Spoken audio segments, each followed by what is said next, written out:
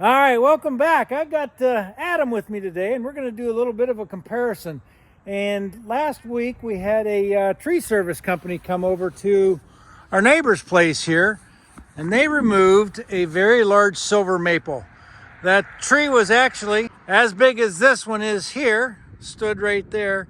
And they've taken that tree down. They left all the firewood in the front yard. But what I had asked the tree service people is if they would or could dump their sawdust or their chippings over here. And he said, sure, absolutely. So I want to take and spread this around down under this pine tree area here where I never get grass to grow. And it'll also give me a place that if cars want to pull in when they're coming here for firewood, to turn around up this driveway here.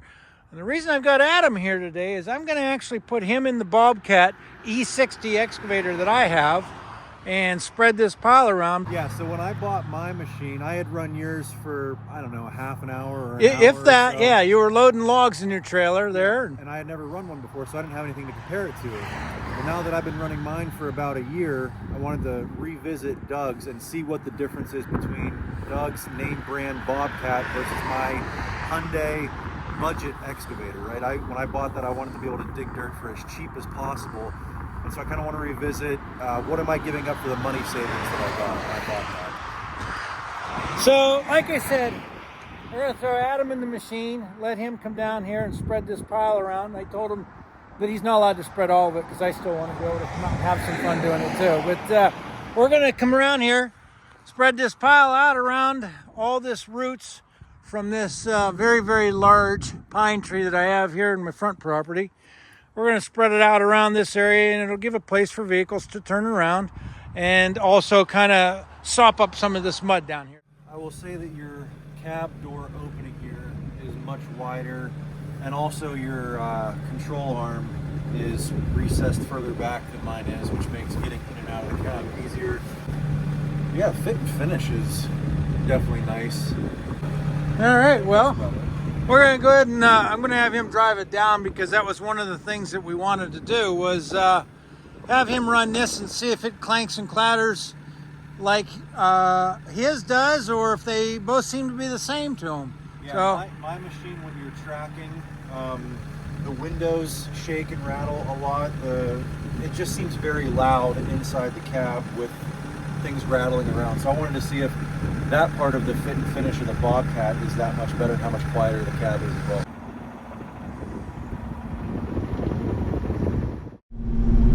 But yeah, this does not rattle and bang around a quarter as bad as what my Hyundai does.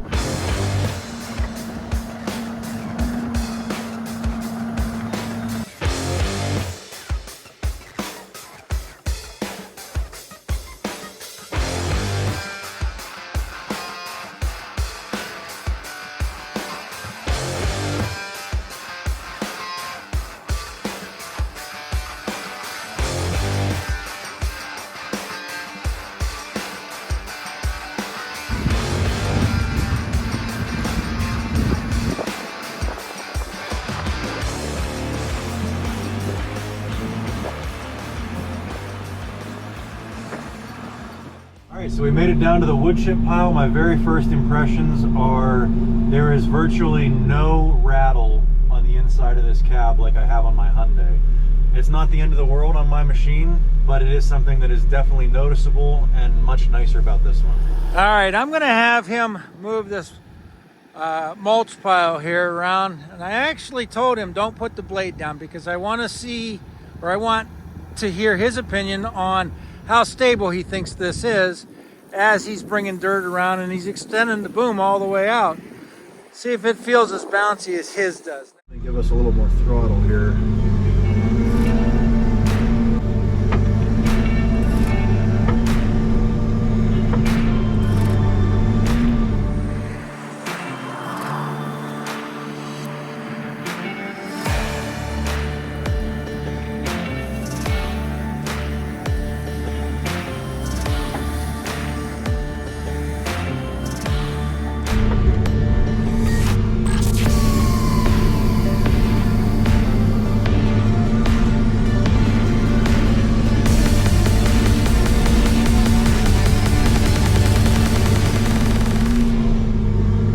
Another thing I noticed after a couple of scoops here is it feels a little bit more refined. It's not quite so jerky. Mine, there's a fine balance between working fast and working jerky. What's the old saying? Slow is smooth and smooth is fast. That's kind of the difference between mine. My hydraulics are a little bit faster, but it's also jerky. This is a little smoother.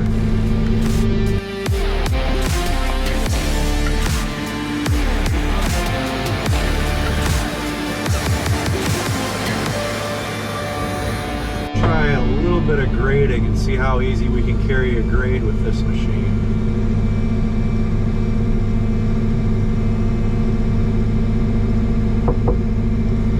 Talking while I'm flat grading and stuff. I'll shut up.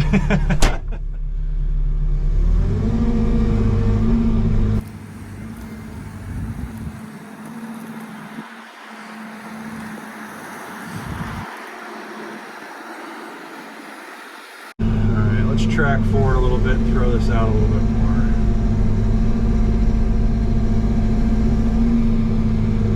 One thing this machine does really well is multiple functions at once. I know mine, if I'm pulling the stick in and the boom up and trying to track at the same time, I can definitely feel that there's not enough flow to do all of those functions at once, whereas this one does not seem to struggle with that.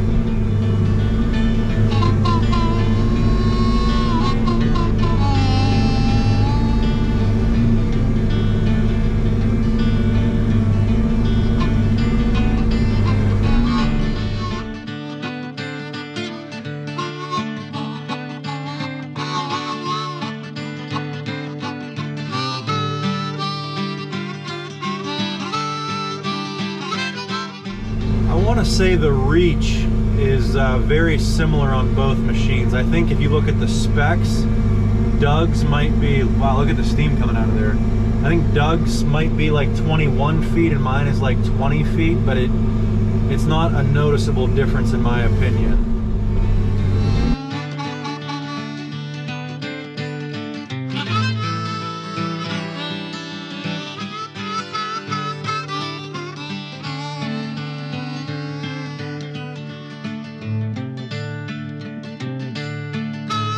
Let's see how strong the side swing on this boom is if I just run right through this pile.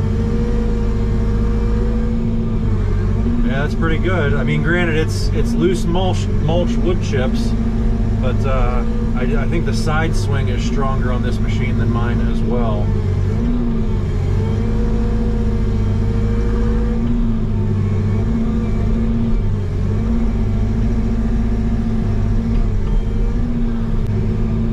How close we can get to the tracks without tearing them off the machine.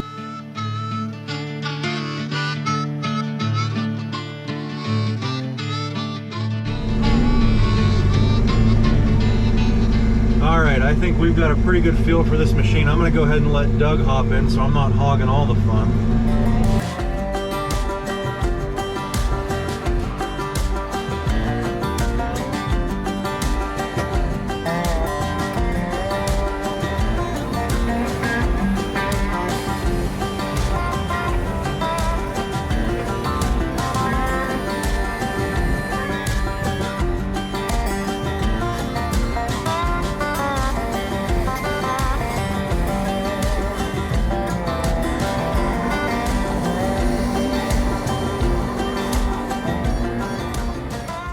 Believe what I got Adam to do. Manual labor. All right, I got it all raked out and up and around this big pine tree. And this was a low spot here. It held water, so wanted to put this in here. Never grew grass. It comes back out, and now that actually gives me a little bit of a turnaround. They can come up here, turn around this tree, go back out when they're getting some of the wood there from Adam's stand. So I want to thank Adam for helping me rake that out. He's not usually very good with hand tools. So we came over here to look at my machine one more time to finish up for this video, and I do think that the door opening is probably just about as wide as on Doug's machine, but if you look, your grab bar here and this control here is sticks out considerably more, whereas on Doug's machine, this is all recessed flush with the door opening. So that's why this opening feels smaller on my machine, which makes climbing up in here just a little bit more challenging for somebody who's 6'5" like myself. All right, so for reference, this is what the inside of my machine sounds like when I'm on Rabbit down there. I think it's really mainly just this window here, but it sure does bounce around pretty violently and make it sound pretty terrible inside here when you're tracking.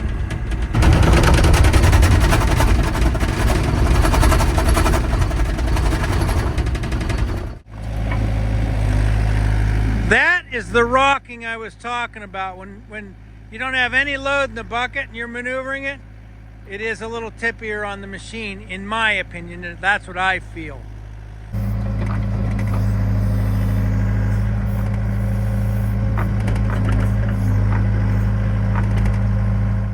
All right, Adam, now that we have compared both machines, and I know my machine back in 2020 was right around $87,000 brand new.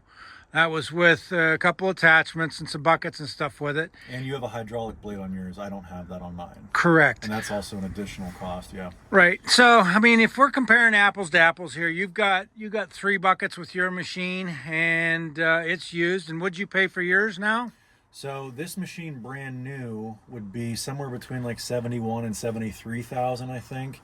And I got it, it was a 2019 with like 620 hours when I bought it for 55,000. So I saved quite a bit getting a used machine that was still new enough that I was going to be happy with it. I didn't want to get some rust bucket I was going to have problems with. This machine still does everything that I need it to.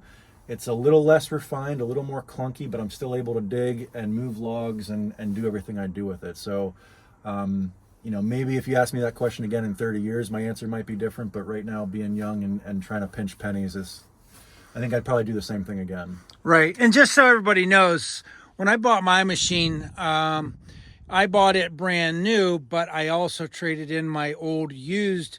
I had a Bobcat E55. I bought that used, and I want to say I bought it used for $50,000, and I resold it when I traded it for $55,000. So I made some money owning it for a couple years because the market went up and everything else. So I actually made a couple $1,000s on the trade deal that I did with that. So, it wasn't a total out of pocket of $87,000, but like Adam says, I started out with my first one as being a used one, and that's the way Adam did. And he might find that in 10 years from now, when it's time to retire this machine or sell it, that he might just go with a brand new one because he'll have money already invested in this to put onto a trade or however you do that. So I think we both have kind of determined that both of our machines are worth more now than what we paid for them because of what the market has done. I think if I were to go sell this machine, even though I've put 100 or 150 hours on it, I could probably sell it for more than I paid for it.